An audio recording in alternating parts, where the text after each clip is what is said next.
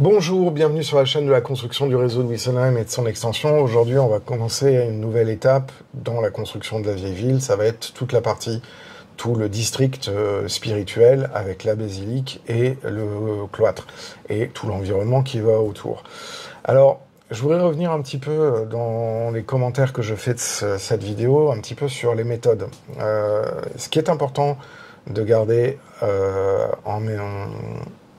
dans la tête, c'est que la grande majorité des kits plastiques vont nécessiter d'être repeints. Et là, ce que vous voyez à l'heure actuelle à l'écran, c'est repeindre une base qui est très bien, avec toute une série de couleurs pour lui redonner une teinte intéressante. Parce qu'effectivement, le kit Faller étant fourni en plastique gris, ça ne correspond pas vraiment à la teinte du secteur géographique où va se trouver cet ensemble. Donc, ça nécessite une repeinture. Donc, ça nécessite de prime abord à penser à la gamme colorimétrique. Alors certains vont appeler ça affectueusement la trilogie Benedicta, parce que effectivement j'avais foutu ça dans des pots Benedicta à récupérer. Mais ce qui est important, c'est de déterminer la couleur des teintes des murs, et ensuite après de faire cette pré-peinture, soit sur grappe, soit dégrappée, mais un peu à la chaîne. Ce qui va avoir deux avantages. D'une part, ça vous permet de comprendre comment le kit est fonctionné, parce que vous êtes obligé de faire une analyse. Et donc, du coup, cette analyse va vous permettre de mieux comprendre ce que vous allez pouvoir faire sur le kit et comment vous allez pouvoir éventuellement le détourner. On aura l'occasion d'en reparler plus tard. Et ensuite, après, ça va vous permettre de pouvoir un petit peu automatiser le processus. Alors, c'est long, c'est laborieux, mais une fois que vous avez la méthode, c'est quelque chose qui peut se faire en regardant un film, sans trop de nécessité. Enfin, il ne faut pas que le film vous capte toute votre attention, mais globalement, ce que vous avez compris, c'est que cette méthode-là, ça permet de pouvoir commencer à gérer les sous-ensembles boiseries, les sous-ensembles murs, les sous-ensembles toitures, etc. Et donc, très rapidement, de pouvoir avoir l'ensemble des pièces qui sont fabriquées. Mais pour ça, ça nécessite beaucoup de méthodes, ça nécessite d'avoir bien compris où vont les différentes pièces et de les avoir bien identifiées. Sur un kit où il y a une soixantaine de pièces, ça va. Quand on commence à arriver sur des kits à 2000, 3000 pièces, comme c'est le cas de l'ensemble cloître plus basilique, là ça commence à devenir très touchy. Donc ce qui est important, c'est déjà en amont de faire une bonne analyse de la notice. Alors Faller nous aide énormément parce qu'il nous permet de pouvoir télécharger les notices au format PDF, donc du coup de les avoir en format numérique sur l'ordinateur. Et on a aussi une version papier qui nous permet de pouvoir biffer, etc. et organiser notre travail. Ce qui est très important, c'est de la méthode et savoir exactement ce que l'on veut au niveau de la précolorisation. Il ne faut pas non plus oublier que on ne patine pas, ou très peu, quand on fait la précolorisation des maquettes plastiques. En fait, on va commencer à peindre et à donner une peinture et une teinte, une couleur et un début de réalisme aux pièces plastiques, mais par contre, la patine, elle se fait une fois que l'ensemble est terminé, et je dirais même disposé. Pourquoi ? Parce que vous ne pouvez pas savoir à l'avance comment va être disposée votre maquette sur le réseau, sauf dans de très rares cas. Et il y a des éléments qui vont apporter du réalisme. Par exemple, côté nord, sur les toitures, on va avoir de la mousse, surtout entre des périodes qui arrivent avant l'époque 5, et même encore maintenant, l'époque 6, c'est quelque chose qui s'applique.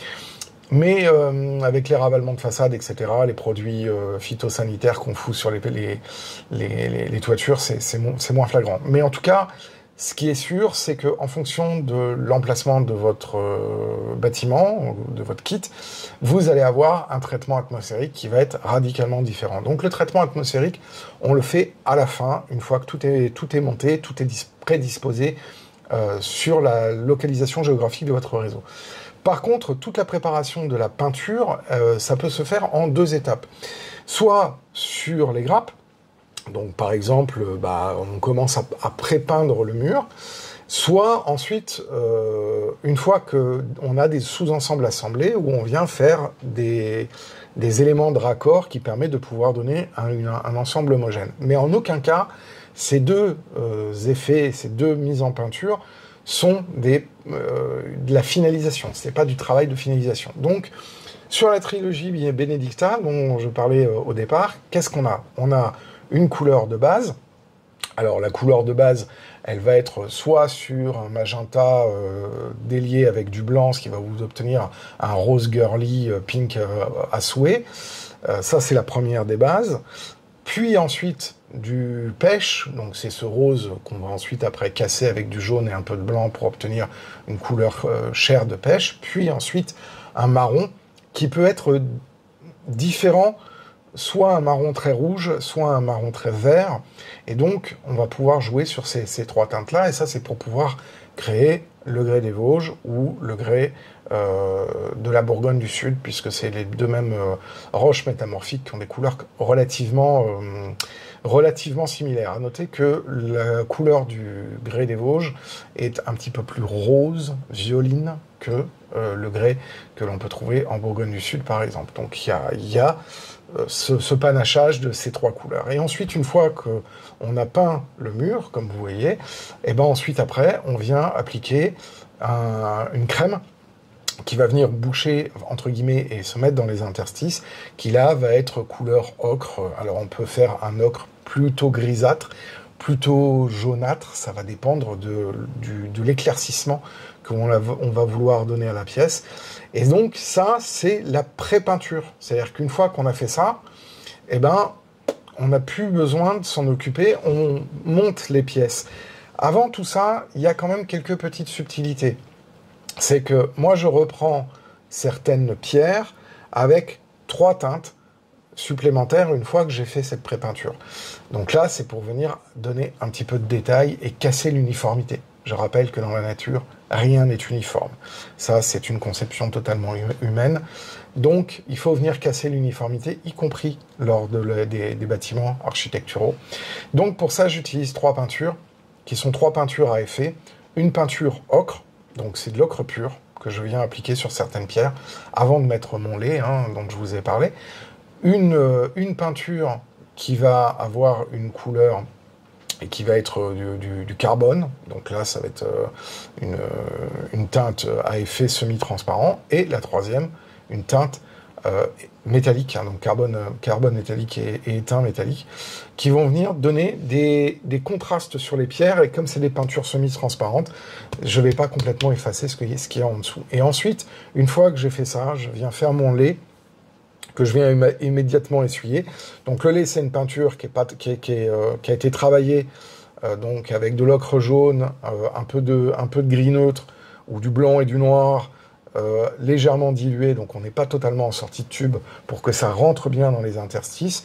Et ensuite, après, je viens essuyer ça immédiatement avec de l'essuie-tout ou du PQ, pour ne garder finalement que les joints et les aspérités négatives de la pierre colorée avec cette méthode-là. Et ça me permet d'avoir un bloc homogène et d'avoir un ensemble du mur qui garde en fait un aspect plausible dans la construction et qui casse l'aspect peut-être un peu artificiel des 3 teintes que j'ai mis en dessous. Mais c'est tout. Ensuite, après, le traitement atmosphérique, il se fait vraiment à la fin. Donc là, ce que vous voyez à l'écran en ce moment, c'est l'application de la première teinte. Alors là, en plus, je commence un truc, une pièce, enfin un ensemble d'assemblages qui fait partie des trucs qui me prennent le plus la tête sur ce kit, parce que c'est des petites pièces avec des assemblages très délicats, puisque c'est la flèche, alors là c'est la flèche de la chapelle. J'ai pas fait la flèche de la basilique encore, donc je vais devoir faire exactement la même chose. Et là, je me suis dit, je vais me lancer sur ça, comme c'est un truc qui va être loin, pas visible, si je le rate, c'est pas trop grave. Donc, premièrement, je mets la teinte de base. Et là, vous voyez que j'ai mis un magenta, un rose qui est pas tout à fait le rose dont je vous avais parlé au début, c'est-à-dire le rose de la trilogie Benedicta, qui est du magenta et du blanc. Là, c'est un rose sale. Alors, qu'est-ce que ça veut dire un rose sale? On prend toujours du magenta, on prend toujours du blanc, on obtient toujours le rose qu'on veut, mais on va d'abord mettre un petit peu plus de blanc que sur le pink que j'utilisais sur la trilogie Benedicta. Et ensuite, on va venir rajouter 2 teintes qui vont être très importantes. La première, ça va être du bleu, du cyan, ce qui va avoir pour effet de tirer le rose vers le violet. Hein, puisque quand on vient rajouter sur du magenta du cyan, on va tirer vers le violet. Donc on va avoir un violet girly qui va tirer vers le rose, qui va tirer vers le bleu. Donc on va avoir, en ce cas-là, un rose qui va tirer vers le violine, puisqu'il y a de la présence de blanc. Et ensuite, je viens rajouter un tout petit peu de noir pour venir assombrir, pour venir salir. L'objectif, bien évidemment, c'est de pas obtenir un violet, parce que le violet m'intéresse pas. Moi, ce que je veux, c'est rester dans le territoire du rose, mais avoir un rose sale.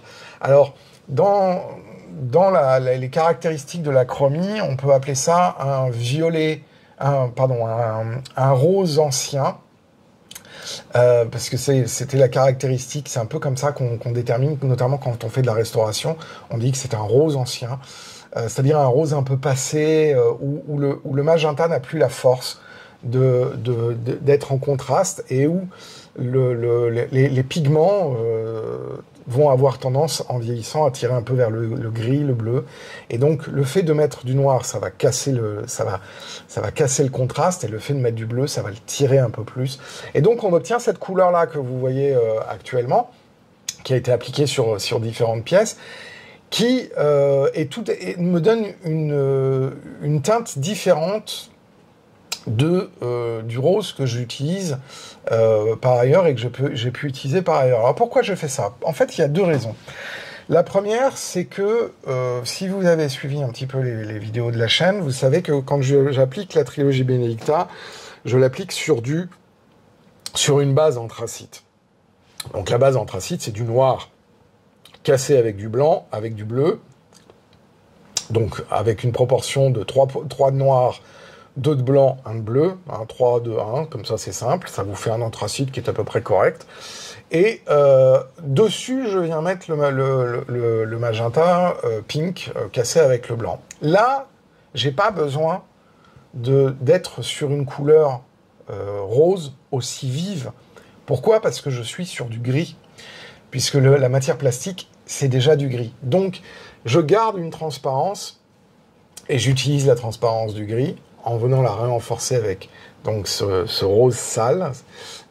Et donc, j'ai pas besoin de venir renforcer les pigments magenta sur mes additions de couleurs par transparence. Donc ça, c'est quelque chose qui est très intéressant, et c'est pour ça que je me permets de pouvoir utiliser cette variante, parce que je vais avoir à peu près le même effet que sur une surface où j'avais eu différents matériaux, différentes couleurs, et où j'ai peint en anthracite pour garantir l'uniformité. L'autre chose aussi, c'est que les matières plastiques n'absorbent pas, par définition. Donc, il n'y a pas de modification, si vous voulez, de la teinte de base du matériau sur lequel on va venir faire la peinture. Donc on a moins besoin de forcer sur certains pigments pour obtenir les mêmes teintes par effet de transparence. C'est pour ça que, à l'usage, quand j'ai des plastiques comme ça qui sont gris, je ne mets pas de sous-couche anthracite, là il n'y a pas besoin, et que je peux me permettre d'utiliser directement un rose sale qui est beaucoup plus proche de la couleur de certains grès des Vosges, qui est vraiment rose sale. Hein, voilà. Alors ensuite, après, le grès en peinture atmosphérique va avoir tendance à noircir, à charbonner, parce que il va y avoir deux types de vieillissement atmosphérique, des coulures blanchâtres et une oxydation noire. Et ça va dépendre aussi de l'environnement, et on va venir ensuite après rajouter des coulures avec notamment des traces de mousse, etc. Mais voilà, sur la peinture, on part toujours sur la superposition des couches, et vous le voyez sur le mur qui est déjà fait.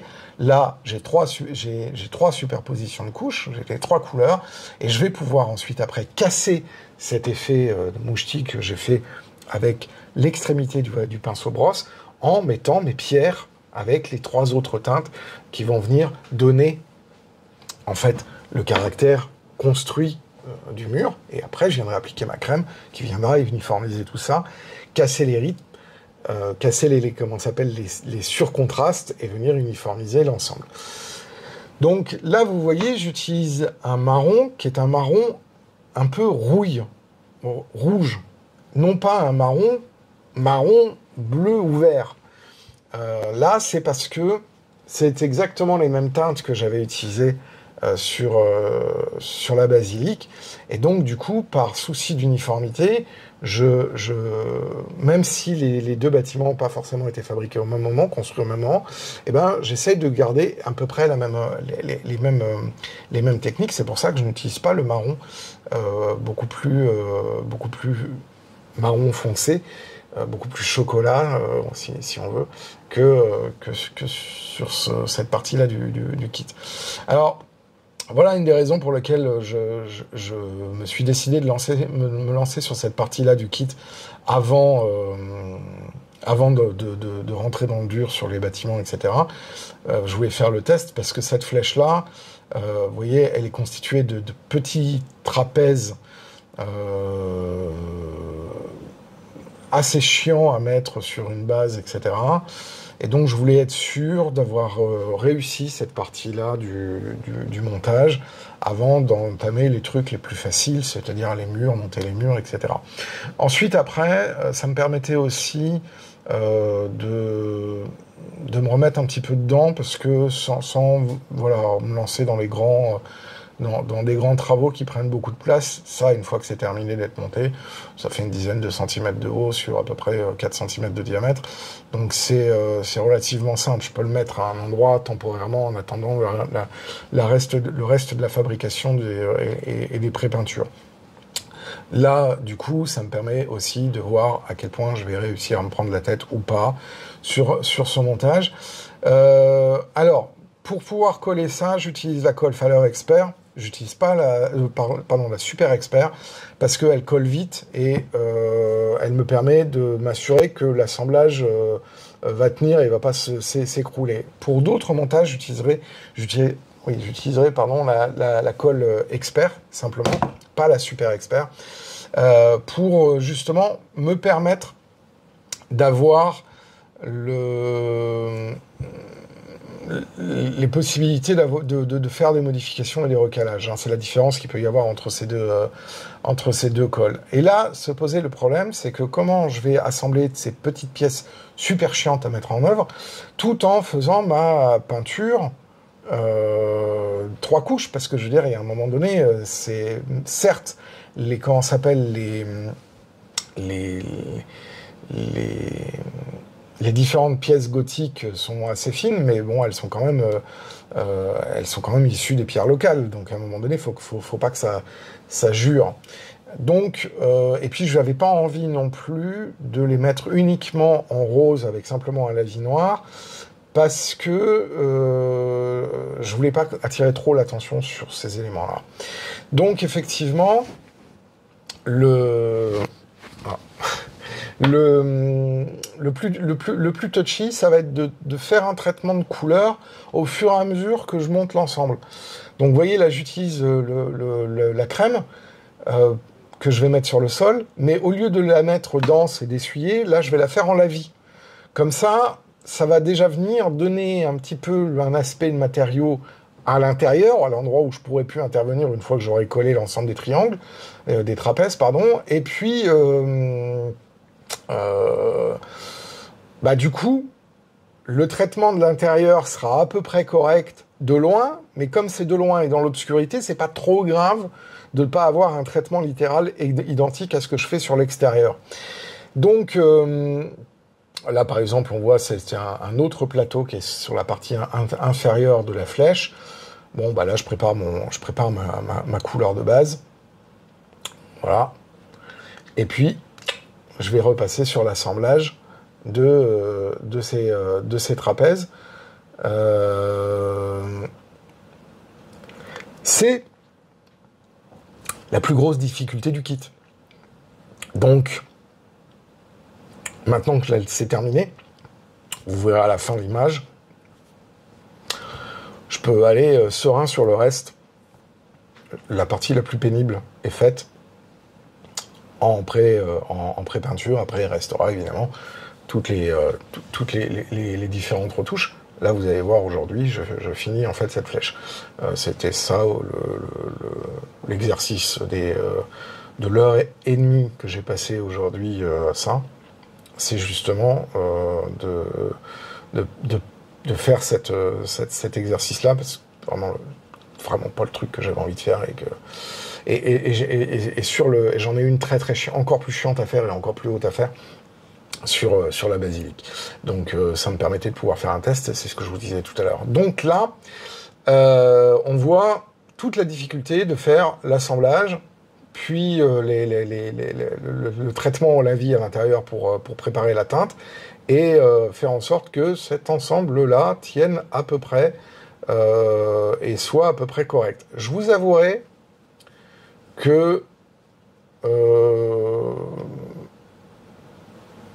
quand on a goûté aux joies de l'impression 3D, ce genre de pièces assemblées comme ça avec des parties 2D, on aimerait en fait que ce soit directement une injection. Alors après, moi je comprends pas bien Faller, parce qu'il pourrait très bien faire une injection conique comme ça pose pas de problème.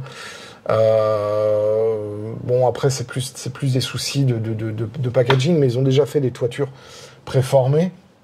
Voilà, alors ça par exemple c'est l'exemple du truc bien prise de tête, c'est que la mise en place du fêtage de la flèche avec un assemblage qui de toute façon par définition est de guingues-bois, donc réussir à avoir le truc qui est droit et avoir un raccord à peu près correct, voilà, c'est le genre de prise de tête que j'étais prêt à faire ce matin au réveil, mais que voilà, j'avais pas particulièrement envie de faire plus tard lors de la construction du reste du kit. Donc là, c'est vrai que aujourd'hui, je suis content d'avoir fait ça. Parmi les différentes choses que j'ai faites aujourd'hui, notamment sur la chatterie pour rattraper tout le retard lié à ma semaine d'arrêt complet. Donc maintenant, je vais pouvoir passer sur d'autres choses, mais là, j'avais besoin de me détendre après m'être occupé des chats, donc je me suis occupé de ça pendant 1h30 ce matin. Donc au moment où vous regarderez la vidéo, c'est hier, avant-hier. Oui, parce qu'au moment où je tourne cette vidéo, on est mardi, et cette vidéo, vous l'avez en diffusion jeudi. Donc, c'était mardi matin de 5h à 6h30 que j'ai fait ce travail-là. Voilà. On s'en fout, mais c'est... Donc ça, là maintenant, je suis en train de construire la partie inférieure de la flèche. Et là, c'est pareil, hein, c'est le même délire. Hein, je veux dire, c'est des assemblages en octogone, si je me m'abuse, c'est de l'octogone, hein, je crois. Oui, il y a 8 côtés. Étant entendu qu'il y a des pièces qui sont un peu chiantes, parce que il y a toutes les moulures triangulaires gothiques qui font que la manipulation des pièces et pas forcément super user-friendly, et donc la mise en place de cet ensemble, pareil, est un petit peu complexe, mais en faisant un peu attention, on arrive à quelque chose. Donc là, c'est pareil, vous avez vu, j'ai préparé le sol, comme je fais avec mes murs, parce que ça, c'est le sol qui va être le plus visible à l'endroit où va être mis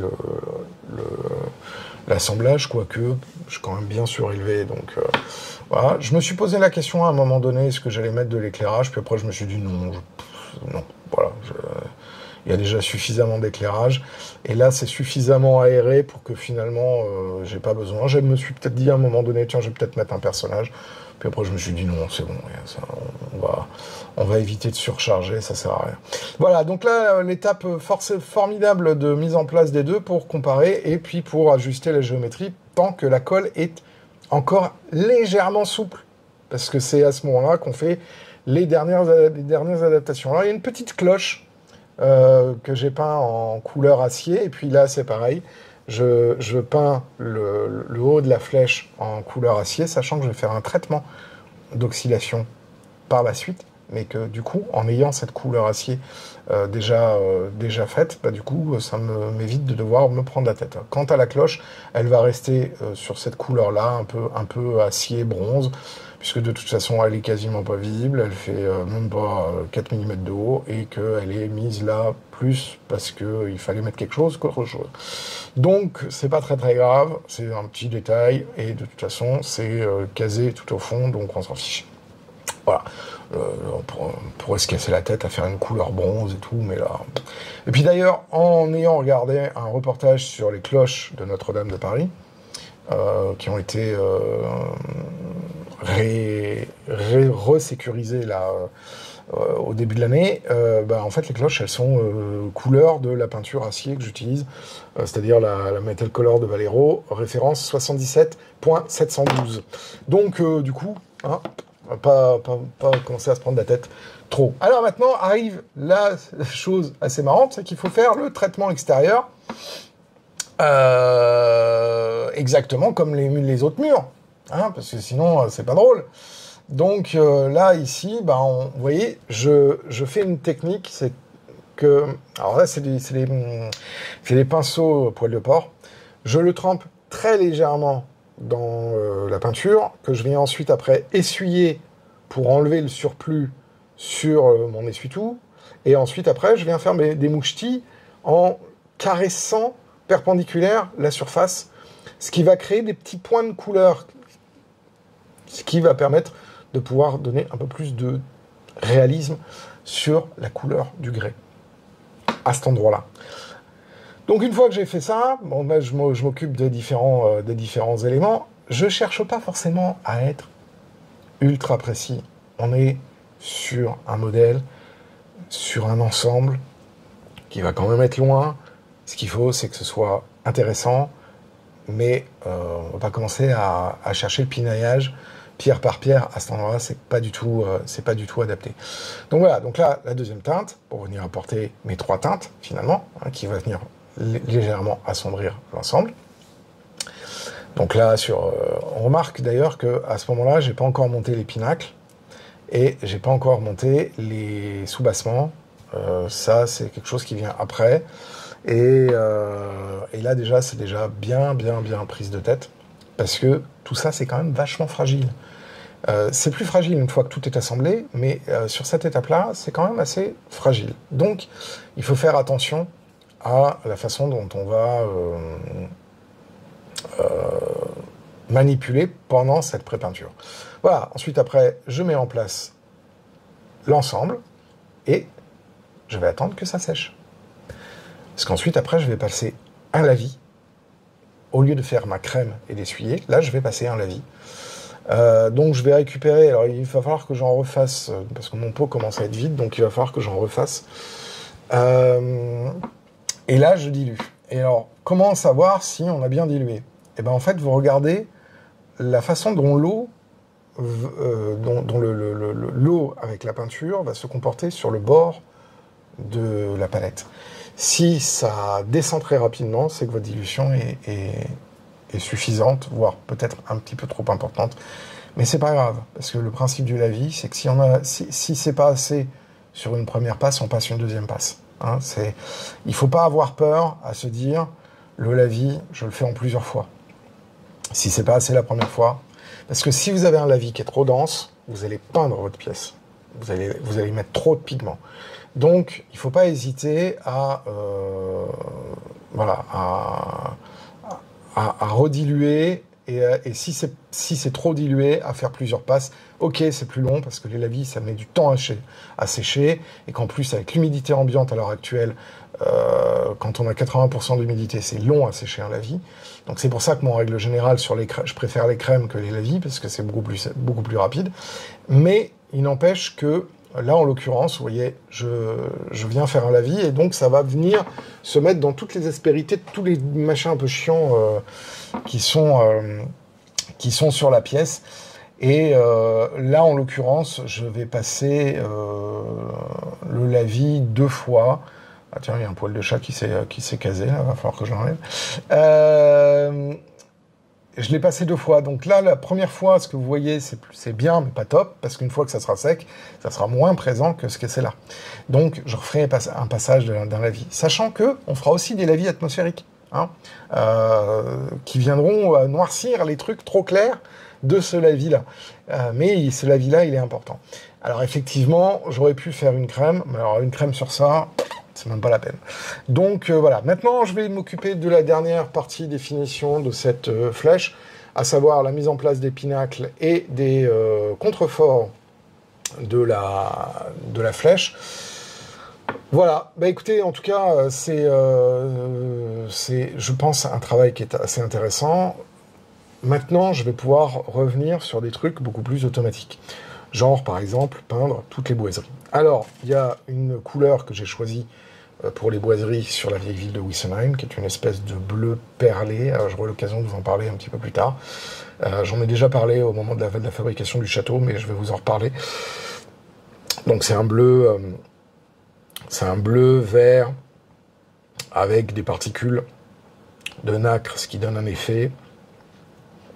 C'est assez sympa, c'est une peinture que j'aime bien appliquer. Et j'applique ça sur toutes les boiseries. Donc dans la vieille ville, tout est... Pourquoi? Parce que avant qu'il y avait les monuments historiques qui passent, les villes, elles avaient des fournisseurs, des artisans qui faisaient les peintures. Et quand ils faisaient les peintures pour tout le monde. C'est pour ça qu'en Alsace, par exemple, vous avez beaucoup de volets qui sont verts. Parce que la peinture de protection pour les volets était faite par une entreprise et tout le monde achetait à cette entreprise. Et donc c'était la teinte verte. Donc c'est comme ça qu'on a des unités de couleurs et qu'on peut obtenir un petit peu des harmonies par rapport à des architectures et par rapport à des lieux géographiques. Donc là, la vieille ville de Wissenheim, toutes les boiseries, elles sont de la même couleur, ou presque, à quelques exceptions près. Il y a des irréductibles qui vont mettre des boiseries blanches, par exemple. Mais ça, c'est aussi en fonction du pognon qu'ont les gens. Voilà, donc ça explique aussi un petit peu les choix des palettes de couleurs, et ça c'est très important de le faire avant de commencer. Parce que quand vous avez comme moi à peu près une trentaine de kits différents que vous allez assembler pour faire une ville, si vous n'avez pas à un moment donné déterminé votre palette colorielle de peinture avant de commencer l'ensemble des travaux, bah vous allez avoir énormément de mal à avoir cette continuité et cette harmonie en fait, parce que recréer toujours des couleurs, c'est pas quelque chose de fondamentalement évident à faire. Donc c'est très important de se préparer des gros pots qu'on ferme avec des bonnes proportions, et comme ça ensuite après on les utilise pour la construction de l'ensemble des bâtiments. Voilà. Donc là, là c'est le dégrappage de ces pièces qui sont 2 pièces qui sont mises en sandwich, qui font un pinacle. Là, c'est pareil, ils auraient pu faire une pièce moulée complète. Hein, là, c'est vraiment, enfin, bon, il y a des fois, Faller, il pousse le truc.